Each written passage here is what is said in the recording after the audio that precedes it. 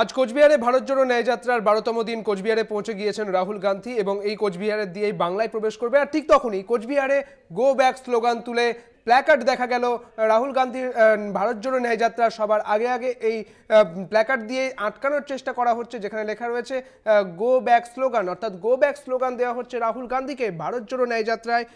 এই ১২তম দিনে যখন কোচবিহারে এই ভারত জোড়ো ন্যায়যাত্রা পৌঁছে গেল, ঠিক তখনই এই প্ল্যাকার্ডে লেখা রয়েছে যে গো ব্যাক রাহুল গান্ধী, এবং এখানে লেখা রয়েছে যে বাংলার জন্য দিদি যথেষ্ট, বাংলার জন্য দিদি যথেষ্ট। কোচবিহার নাগরিক বৃন্দের এই প্ল্যাকার্ড বলে জানা যাচ্ছে। আমরা এক কাট্টা ভাগ নয় কোনো ভোট, এমনটাই লেখা রয়েছে সেই প্ল্যাকার্ডে। কোচবিহারের প্ল্যাকার্ডে ব্যানার নিয়ে এই মুহূর্তে যে জল্পনা তৈরি হয়েছে জমায়েত কোচবিহার নাগরিক বৃন্দের, সে দেখতে পাচ্ছেন আপনারা সেই ছবি।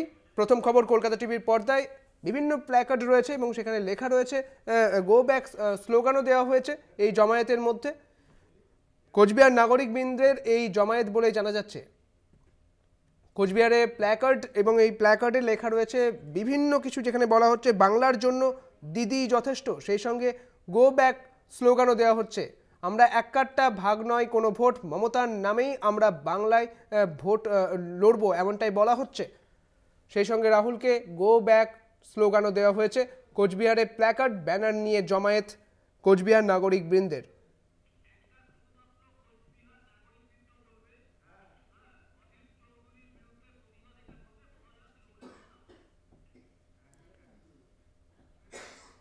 আপনাদের জানিয়ে রাখি, অধীর রঞ্জন চৌধুরীর বিরুদ্ধে প্রতিবাদ দেখাচ্ছেন কোচবিহারের নাগরিক বৃন্দ। তারা প্ল্যাকার্ড দিয়েছেন এবং সেখানে তারা কোচবিহারের নাগরিক বৃন্দ যারা রয়েছেন তারা এই গো ব্যাক স্লোগান দিয়েছেন এবং এই প্ল্যাকার্ডে লেখা রয়েছে বিভিন্ন কিছু, এবং এই প্ল্যাকার্ড দেখিয়ে তারা সকলে মিলেই অধীর রঞ্জন চৌধুরীর বিরুদ্ধে এই প্রতিবাদ দেখাচ্ছেন।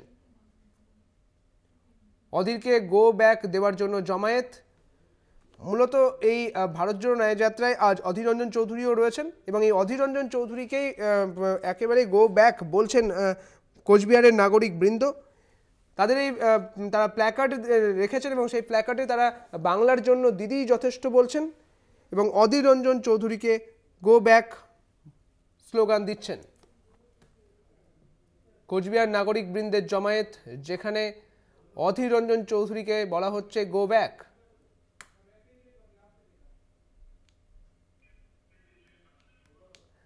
বাংলার জন্য দিদি যথেষ্ট, এমনটাই বলছেন কোচবিহার নাগরিক বৃন্দ। যখন কোচবিহারে আজ ১২তম দিনে ভারত জোড়ো ন্যায়যাত্রা, ঠিক তখনই অধীর রঞ্জন চৌধুরীও রয়েছেন এবং আর অধীর রঞ্জন চৌধুরীকে কোচবিহার নাগরিক বৃন্দের পক্ষ থেকে গো ব্যাক স্লোগান দেওয়া হয়েছে।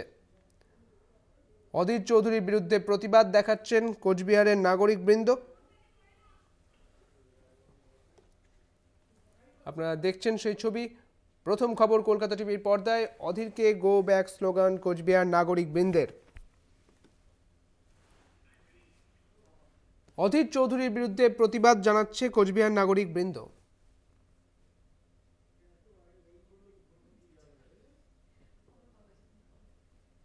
অধীরকে গো ব্যাক দেওয়ার জন্য জমায়েত করা হয়েছে এবং জমায়েত করেছে কোচবিহার নাগরিক বৃন্দ। এই মুহূর্তে কোচবিহারে রয়েছে ভারত জোড়ো ন্যায়যাত্রা, আর ভারত জোড়ো ন্যায়যাত্রায় আজ রাহুল গান্ধীর সঙ্গে রয়েছেন প্রদেশ কংগ্রেস সভাপতি অধীর রঞ্জন চৌধুরী। অধীর রঞ্জন চৌধুরীর বিরুদ্ধে প্রতিবাদ জানাতে পথে নেমেছে কোচবিহার নাগরিক বৃন্দ। প্ল্যাকার্ড হাতে তারা প্রতিবাদ জানাচ্ছে এবং সেখানে লেখা রয়েছে অধীর রঞ্জন চৌধুরী গো ব্যাক। আমাদের সঙ্গে রয়েছেন আমাদের প্রতিনিধি অনুপম শাহ। অনুপম, ঠিক কি জানতে পারছো, কারা এই প্রতিবাদ জানিয়েছে এবং কেন এই প্রতিবাদ? দেখো, কোচবিহার নাগরিক মঞ্চের পক্ষ থেকে এই যে রাহুল গান্ধীর যে ন্যায় যাত্রা, সেই ন্যায় যাত্রায় কিন্তু গো ব্যাক স্লোগান এবং প্ল্যাকার্ড হাতে বিক্ষোভ দেখাতে দেখা যায় কোচবিহার নাগরিক বৃন্দর পক্ষ থেকে। কারণ যেটা জানা যাচ্ছে যে ইন্ডিয়া জোটের পক্ষে রাহুল গান্ধী থাকলেও এই রাজ্যে অধীর রঞ্জন চৌধুরী তিনি কিন্তু বিজেপির হয়ে কাজ করছেন, এমনটাই অভিযোগ করেছেন এবং ইন্ডিয়া জোটের তিনি বিরোধিতা করছেন এই রাজ্যে অধীর রঞ্জন চৌধুরী। তাকে ঘিরেই কিন্তু এই গো ব্যাক স্লোগান এবং প্ল্যাকার্ড হাতে বিক্ষোভ দেখায় কোচবিহার নাগরিক বৃন্দ নামে একটি সংগঠন। এবং শুধু জোড়াই মোড় নয়, তুফানগঞ্জ থানা চৌপতি এলাকাতেও কিন্তু তারা বিক্ষোভ দেখান। একদমই ধন্যবাদ অনুপম, তোমায়। আমাদের সঙ্গে ছিলেন আমাদের প্রতিনিধি অনুপম সাহা।